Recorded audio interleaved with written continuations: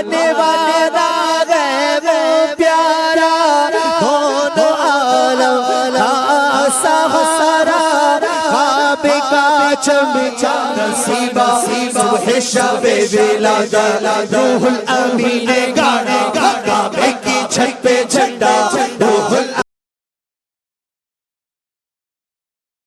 وقفے سے پہلے ڈسکشن ہو رہی تھی وہ امام ابن تیمیہ المتوفیٰ 728 ہجری کے پوائنٹ آف ویو سے. تو جو آپ نے کہا جی میرے محبوب قائد، تو وہ میں نے اپنی محبوبیت سے ان کو نکالا اس لیے تھا جب مجھے سمجھ آئی کہ کتاب و سنت کی دعوت دینے کے لیے یہ ضروری ہے کہ بابوں سے دستبردار ہونا پڑے گا. اور بیسیکلی یہی اقتدا صراط مستقیم والی عبارت ہی مجھے ایک بریلوی بھائی نے پیش کی. ان کا جی آپ کے تو امام یہ لکھ کے گئے. میں نے کہا یار ہمارے امام کا کیا لینا دینا، ہمارے تو امام محمد رسول اللہ صلی اللہ علیہ وآلہ وسلم. ہمیں کسی کی کوئی دھونس نہ لگایا کرے، اور اب تو بالکل نہ لگایا کرے. کیوں؟ کیونکہ نہ میں وہابی نہ میں بابی، میں ہوں مسلم علمی کتابی. بعض اہل حدیث بھی یعنی غصہ کھاتے ہیں کہ میں نے ابن تیمیہ کو ٹارگٹ کیا ہوا ہے. ایسا نہیں ہے. میں یہ کہتا ہوں کہ ابن تیمیہ کے جو عقائد تھے نا، یعنی ان کی وہ جو فتاویٰ ابن تیمیہ کی 11ویں جلد ہی تصوف کے اوپر ہے. وہ تو صوفیوں کو مانتے تھے، تصوف کو مانتے تھے، سماع موتا کو مانتے تھے. وہی سارے عقائد جن پہ آپ بریلوی اور دیوبندیوں کو تان کرتے ہیں وہ آپ کے بابا جی میں پائے جاتے ہیں. ان کو آپ شیخ الاسلام کہتے ہیں، رحمہ اللہ کہتے ہیں، امام الموحدین کہتے ہیں، آپ بھی سعودیہ والے بھی. اور آپ کو یاد ہوگا کہ پیر عرفان قادری صاحب جو ہیں وہ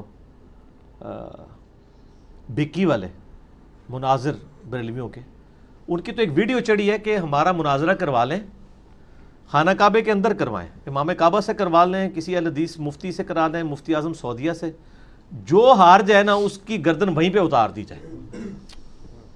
ہم اپنے سارے عقیدے ان کے بابوں کی کتابوں سے ثابت کریں گے. تو مجھے کئی لوگوں نے پوچھا، میں نے کہا جی وہ عرفان صاحب تو بچ جائیں گے، عرفان مشہدی صاحب، کوئی توڑا ایک مفتی جڑا نا قربانی دا وغیرہ بن جائے گا. اس واسطے نہ کرو، بابوں سے دستبردار ہوں. نبی صلی اللہ علیہ وآلہ وسلم نے کتاب و سنت امت کے لیے چھوڑی ہے. آپ صلی اللہ علیہ وآلہ وسلم کے مبارک قدموں تک پہنچے. بابوں پہ رہیں گے تو پھر سارے فرقوں کے پاس یہی بہانہ ہے. اس لیے آپ دیکھیں مناظروں سے پہلے وہ کہتے ہیں کہ بتاؤ تمہارا ابا کون ہے، تاکہ جب آپ ہمارے ابے کی غلطی نکالو تو ہم آپ کو آپ کے ابے کی اسی لیول کی غلطی نکال کے تو برابر کر دیں گے. حالانکہ ہونا چاہیے کہ دونوں ہی فارغ ہو جائیں گے. یہ نہیں کہتے وہ پنڈی والے ایک مفتی صاحب اور جو لال رومال والے سعودیہ والے ہیں، ان کے جو بڑے بھائی کے درمیان مناظرہ ہوا ہے، رکھا ہوا ہے. اس میں انہوں نے یہی تو طے کیا تھا کہ اگر ہمارے کسی بزرگ کی عبارت ایسی نکلی جو گستاخانہ ہے، اس کے مقابلے پہ آپ نے ہمارے بزرگ کی یعنی اپنے بزرگ کی، ہم نے آپ کے بزرگ کی نکالی، آپ نے ہمارے کی نکال دی، تو برابر ہو جائے گا. حالانکہ ہونا چاہیے تھا دونوں سے دستبردار ہو. تو اسی لیے کہتے ہیں نا، وہ میرے بارے میں تو وہ کراچی کے ایک مفتی صاحب کہتے ہیں نا کہ جی ان کا تو ابا ہی کوئی نہیں ہے. ٹھیک ہے نا جی. تو جن کے ابے نہیں ہیں وہ ان کی باتوں کے ہم جواب کیوں دیں؟ سر ہمارا ابا ہے. النبی اولا بالمؤمنین من انفسہم وازواجہ امہاتہم. نبی علیہ السلام مومنین کی جانوں سے بڑھ کر ان پر حق رکھتے ہیں. نبی کی بیویاں امت کی مائیں ہیں. تو نبی علیہ السلام ہمارے روحانی باپ ہیں. تو سر ہمارے باپ کی گارنٹی تو قرآن میں آئی ہے، ما ضل صاحبکم وما غوا. تمہارے نبی نہ کبھی بہک کے ہیں نہ کبھی بے راہ چلے ہیں. تو آپ بھی محمد رسول اللہ صلی اللہ علیہ وآلہ وسلم کو اپنا امام اور اپنا روحانی باپ سمجھیں. انڈیا، پاکستان، بنگلہ دیش میں انگریزوں کے دور میں جو بنے ہوئے باپ ہیں، ان باپوں سے دستبردار ہوں. ٹھیک ہوگا جی. اگلا سوال چلے جی. اگر کوئی شخص میلاد کے موقع پر جھنڈے، جلوس، نظر نیاز، لائٹنگ، آتش بازی یا محفل نعت کا اہتمام کرے تو کیا صحیح مسلم کی حدیث کے تحت یہ بدعت حسنہ شمار ہوگی اور اسے ثواب بھی ملے گا؟ آپ کا کیا فتویٰ اس حوالے سے؟ صحیح مسلم کی جو آپ نے یہ حدیث پیش کی ہے نا، بدعت حسنہ اور بدعت سیئہ والی، یہ حدیث مس کوٹ کرتے ہیں. یہ حدیث اس طرح ہے ہی نہیں ہے. صحیح مسلم میں یہ بڑی ڈیٹیل حدیث موجود ہے جس کو آؤٹ آف کانٹیکسٹ کوٹ کیا گیا. اس میں سنت حسنہ اور سنت سیئہ کا ذکر ہے. اسلام میں اچھا طریقہ اور اسلام میں برا طریقہ. اچھی بدعت اور بری بدعت نہیں. بدعت تو ہوتی ہی غلط ہے. ابو داؤد، ترمذی، ابن ماجہ میں حدیث ہے، کل بدعۃ ضلالہ و کل ضلالۃ فی النار. تمام بدعتیں گمراہیاں ہیں اور تمام گمراہیاں دوزخ میں لے جانے والی ہیں. یہ مسلم شریف کی حدیث اس طرح ہے کہ کچھ غریب اصحاب نبی صلی اللہ علیہ وآلہ وسلم کے پاس آئے. کئی لوگوں کے پاؤں میں جوتیاں بھی نہیں تھیں. نیا نیا اسلام قبول کیا. آپ علیہ السلام نے ان کی حالت دیکھی. آپ کا چہرے کا رنگ بدل گیا، غربت کی حالت ان کی دیکھ کے آپ نے یعنی حضرت بلال سے کہا اذان دو، اذان دی، زور کی نماز ہوئی، آپ نے زور کے بعد ایک خطبہ دیا. آپ صلی اللہ علیہ وآلہ وسلم نے اس میں سورہ نساء کی شروع کی آیت پڑھی، اے لوگو اس اللہ کا تقوی اختیار کرو جس نے تمہیں ایک جان سے پیدا کیا، پھر اسی سے تمہارا جوڑا اور یہ سارے معاملات. اور پھر اسی طریقے سے 28ویں پارے میں جو آیت آتی ہے کہ مرنے سے پہلے اپنے رب کا تقوی اختیار کرو اور ہر جان دیکھے کہ اس نے آگے کے لیے کیا بھیجا ہے صدقہ جاریہ کے طور پہ.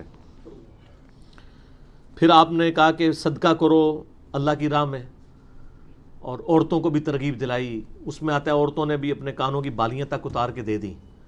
اور انصار میں سے ایک صحابی اٹھے، وہ گھر گئے، انہوں نے گھر کا کافی سامان لپیٹا ایک بہت بڑے بورے میں اور وہ گھسیٹتے ہوئے مسجد نبوی میں لائے. اور صحابہ کہتے ہیں وہ مشکل سے وہ مطلب اس کو گھسیٹ رہے تھے، اتنا بڑا بورا تھا، لا کے مسجد نبوی کے صحن میں رکھا. اب باقی لوگ جو پیچھے پیچھے تھے انہوں نے دیکھا یار اس بندے نے اتنی قربانی کی ہے، وہ بھی اپنے گھروں سے جا کے چیزیں لے آئے اس بندے سے امپریس ہو کے، اور مسجد نبوی میں ڈھیر لگ گیا. اور مسلم شریف کے الفاظ ہیں نبی علیہ السلام کا چہرہ مبارک اس طرح ہو گیا جیسے سونے کا ٹکڑا، خوشی سے دمک اٹھا. اور آپ نے پھر فرمایا کہ جس نے اسلام میں اچھا طریقہ جاری کیا، یعنی اس انصاری نے یہ اچھا طریقہ جاری کیا، یہ پہلا قطرہ بارش کا بنا.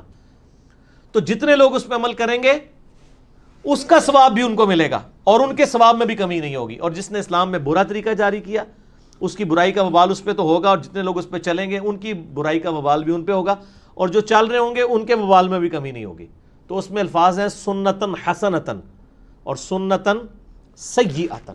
بدعتن یا بدعتن حسنتن یا بدعتن سیئتن نہیں ہے، سنتن حسنتن ہے اور سنتن سیئتن ہے. تو وہ اسلام میں اچھا طریقہ. اور میرا بدعت کے اوپر لیکچر ہے مسئلہ 75A اور B، اس میں نے اسلام میں اس طرح کے اچھے طریقے بتائے ہیں کہ جس میں اصل دین اپنی جگہ رہے. بخاری مسلم میں ہے نا من احدث فی امرنا ھذا فہو رد، جس نے ہماری تعلیم کی ہوئی دین میں کوئی چیز داخل کی وہ مردود ہے. ٹھیک ہے، تو اب دین میں جب نبی علیہ السلام خود کوئی چیز تعلیم کر دیں گے وہی ہوگی جو مسلم شریف میں حدیث ہے 2005 کے سب سے بہترین کتاب اللہ کی کتاب ہے، سب سے بہترین طریقہ وخیر الہدی ہدی محمد صلی اللہ علیہ وآلہ وسلم وشر الامور محدثاتها، اور بدترین کام وہ ہیں جو دین میں خود سے داخل کر دیے جائیں. تو بدعت کی ڈیفینیشن میں وہ چیزیں آتی ہیں. یہ چیزیں بدعت نہیں ہوتی جو اچھے طریقے ہوں جس میں اصل اپنی جگہ رہے. مثلا مسجد میں قالین بچھانا یہ اسلام میں اچھا طریقہ ہے، یہ بدعت حسنہ نہیں ہے.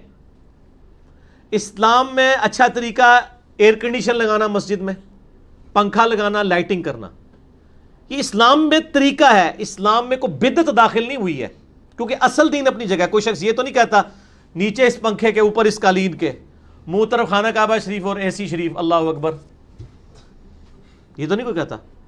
ان ساری چیزوں کے بغیر بھی دین پہ، یہ دین میں طریقے ہیں.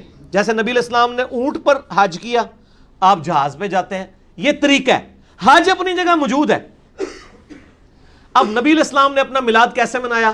2750 حدیث صحیح مسلم کی، فیہ ولدت و فیہ انزل علیہ، میں پیر کا روزہ اس لیے رکھتا ہوں کہ اس دن میں پیدا ہوا، اس دن مجھ پہ وحی نازل ہوئی. تو طریقہ بتا دیا نا. اب آپ روزے کے لیے لوگوں کو ضرور کہہ سکتے ہیں کہ جی کھجور کے ذریعے رکھیں، بریانی کھا کے رکھیں یا پراٹھا کھا کے رکھیں، لیکن روزہ اپنی جگہ رہنا چاہیے. اس کی جگہ آپ نئے طریقے اپنے بنانا شروع کر دیں، آتش بازی کرنا شروع کر دیں، عورتوں مردوں کے اختلاط والے پروگرام کرنا شروع کر دیں اور کہیں جی ہم اسلام میں اچھا طریقہ جاری کر رہے ہیں، یہ غلط ہے. اسلام میں اچھے طریقوں کی مثال میں نے کہا تھا حدیث کی کتابیں. حدیث وہی ہے بکش فارم میں. اور آج کیا ہے؟ سافٹ ویئر آ گئے، اسلام 360 اینڈرائڈ ایپ آ گئی ہے، ایزی قرآن و حدیث سافٹ ویئر آ گیا ہے، مکتبۃ الشاملہ آ گیا ہے. یہ گھڑی اسلام میں اچھا طریقہ ہے کہ نماز کے ٹائم فکس ہو گئے ہیں. اسی طریقے سے ٹائم ٹیبل آ گیا پورے سال کی نماز کی ٹائمنگ کے، یہ اسلام میں اچھا طریقہ ہے.